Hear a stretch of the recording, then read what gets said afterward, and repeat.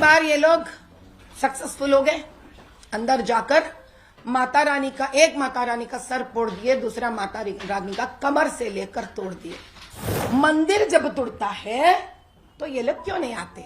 पालस्तीन में कुछ होता है, इनको खुजली होती है, जो कहते हैं हिंदू भी हमारे दोस्त हैं, हम हिंदू के भी संरक्षण करते हैं। तो हिंदू मंदिर को जब तोड़ा गया है, आप आए क्यों नहीं? बस यही था मेरा मांग सिर्फ इतना ही था। भले ही ना मुसलमानों के हो सकते हैं, लेकिन वो मुसलमान नहीं, वो एमआईएम के रजाकार गुंडे हैं। इसको बचाने के चक्कर में अगर तुम लोग हिंदू मंदिरों के तरफ आंख उठा के भी देखी ना, देख लेना हम हैं इधर। तुम्हारे राजनीति, गंदी राजनीति के बीच में अगर हिंदू मंदिरों को या कोई हिंदू को बीच में घसीटने की कोशिश भी की ना तुम लोग, खबरदार। 26 तारीख जो भारत देश का कई त्योहारों के बीच एक ऐसा विशेष त्योहार जिसका नाम है श्री कृष्ण जन्माष्टमी, जिसका इंतजार साल भर भक्तों को रहता है। उस दिन चंद्रायण गुट्टा यानी तेलंगाना में एक ऐसा असेंबली कॉन्स्टिट्यूएंसी है जो हैदराबाद एमपी कॉन्स्टिट्यूएंसी के दरमियान पड़ता है।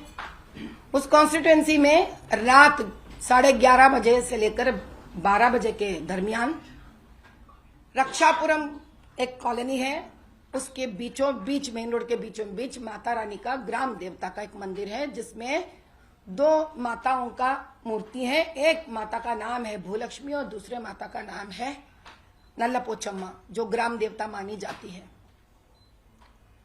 और 26 तारीख रात को 20 गाड़ियों में तकरीबन, अगर आप एक गाड़ी को एक बंदा ले लिए तो भी 20, 2 लिए तो 40, मर्जी आपकी, जैसे भी लेना चाह रहे हैं आप। लोग वहां पर आकर 11:30 बजे और 12 बजे के बीच में, और हालांकि उस मंदिर को लगकर 3 बड़े बड़े सीसीटीवी कैमरास हैं।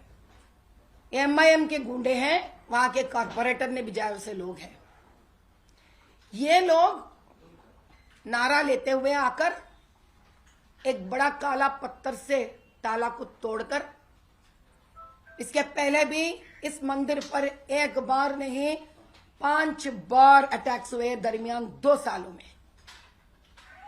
बस अब की बार ये लोग सक्सेसफुल हो गए।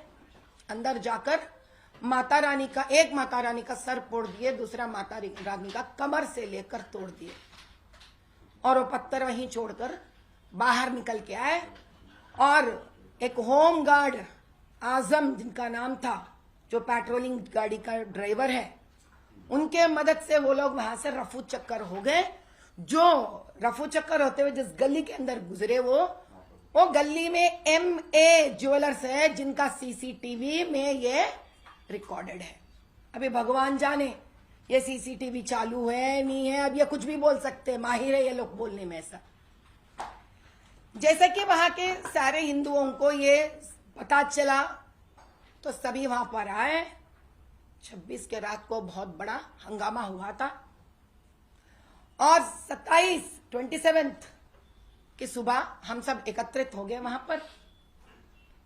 और सुबह के 10 बजे से लेकर मैं और मेरे साथी और उस कॉलोनी वाले, रक्षापुरम के कॉलोनी वाले, सभी एकत्रित होकर वहां पर धरने पर बैठ गए। मैं निर्जल धरना पे बैठी थी, और धरना के दरमियान सिर्फ माता रानी का नाम और स्तोत्र लेकर हम बैठे थे, और हमने एक ही गुजारिश की है। और हमारा गुजारिश था कि साहब देखिए, ये क्षेत्र जिस MP के दरमियान पड़ता है, जिस MLA के क्षेत्र में आता है, उनका जिम्मेदारी बनता है कि वो इधर आए और इस हालात को देखे और हमारे तरफ थोड़ा तो एक इंसानियत दिखा दे। क्योंकि सेक्युलर के बड़े बड़े नारे लगाते हैं ये लोग, जय भीम के भी नारे लगाते हैं, और अगर लोग जाने तो ग्राम देवता का सबसे बड़े पूजा करने वाले मेरे SC ST और BC भाई बहनों के परिवार ज्यादा रहते हैं। तो जिन महाशय MIM के अधिनेता जय भीम के नारा लगाता है, तो उनका तो कर्तव्य बनता है वहां पर आने के लिए। अगर उसी जगह पर कोई मस्जिद का हालत ऐसा होती तो क्या हमारे क्षेत्र के एमपी और उस क्षेत्र के एमएलए जो जो भाई हैं, जो दोनों भाई है, जाते नहीं जाते? तो मंदिर जब तुड़ता है तो ये लोग क्यों नहीं आते? पालस्तीन में कुछ होता है, इनको खुजली होती है, और असेंबली में ये लोग निष्ठापूर्वक अपने भारत देश के प्रति दिखाने वाली बात को ये लोग उस दिन जय पालस्तीन का नाम लेते हैं, लेकिन खुद के क्षेत्र में जो कहते हैं हिंदू भी हमारे दोस्त हैं, हम हिंदू के भी संरक्षण करते हैं, तो हिंदू मंदिर को जब तोड़ा गया है आप आए क्यों नहीं? बस यही था मेरा मांग, सिर्फ इतना ही था। आए नहीं वो लोग, ना आने के बाद नहीं आया ना, उसके ऊपर बावजूद वहां का लोकल पुलिस से मिलकर ये लोग एक स्टेटमेंट देते हैं कि मारने वाला पागल था। अब पागल की अम्मी तो वालिदा तो रो रही है पुट पुट कर, अरे मेरा बेटा पागल है, मेरा बेटा कुछ कर नहीं सकता ऐसा। मां से ज्यादा कौन जानते हैं? जो बंदा नहीं कर सकता वो बंदा देख के क्या कर लेता है? एक ही बंदा, पहले तो एक ही था, जैसे मेरे धरना बढ़ते गई 7 जनों का नंबर निकला, उसके पहले तो एक ही था, बेचारा एक पागल हाथ में पत्थर लिए वो आता है, किसी भी शॉप को नहीं तोड़ता, ये तोड़ फोड़ नहीं करता है, खुद को तोड़ फोड़ नहीं करता है। अक्सर हमने देखा पागल खुद को मारता है, कपड़े नहीं पहनता है, रोड पे सड़क पे पड़े दिखता है, लेकिन ये पागल तो बड़ी होशियार पागल है, एमआईएम दारुसलाम में ट्रेंड पागल है। ये तो आता है मंदिर का सिर्फ ताला तोड़ता है, दरवाजा को खराब नहीं करता है, अंदर जाता है, दीवारों को खराब नहीं करता, फ्लोरिंग को खराब नहीं करता है, सिर्फ दोनों माता रानी को, एक को सर और दूसरे का कमर तोड़कर पत्थर वहीं रखकर निकल जाता है। थोड़ी देर के बाद जब ऐसी सवाल मेरे से आया, अरे बड़ी होशियार पागल है, जरा सीसीटीवी में हमको दिखा दो, तब 1-2 हो गए। तो इसका मतलब है ये पागलपन में बाजू दोस्त का भी नुकसान नहीं करा, खुद का भी नुकसान नहीं करा, सिर्फ 2 माता रानियों का नुकसान करके बाहर निकलता है। उसके बाद 7 लोगों की नंबर निकलती है। भैया मैं पूछती हूं, ऐसे कितने सालों से चलेगा इस प्रकार के दहश हिंदू मंदिरों पर, हिंदुओं पर? और करने वाले कौन हैं? भले ही ना मुसलमानों के हो सकते हैं, लेकिन वो मुसलमान नहीं, वो एमआईएम के रजाकार गुंडे हैं। ये बात हम साफ साफ कहना चाहते हैं, हम डरते नहीं है बात कहने के लिए। ये क्यों हुआ है? कब कब होते आया है ऐसा?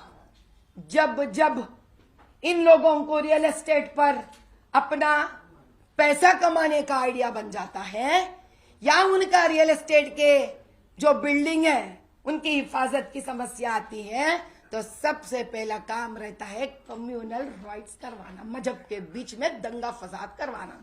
अब आपकी बार कौन सा है साहब? आपकी बार है, देख के यहां पर Asaduddin Owaisi appeals against clearance of encroachment in Suraram चरू। क्यों भाई, क्यों काली करवाना?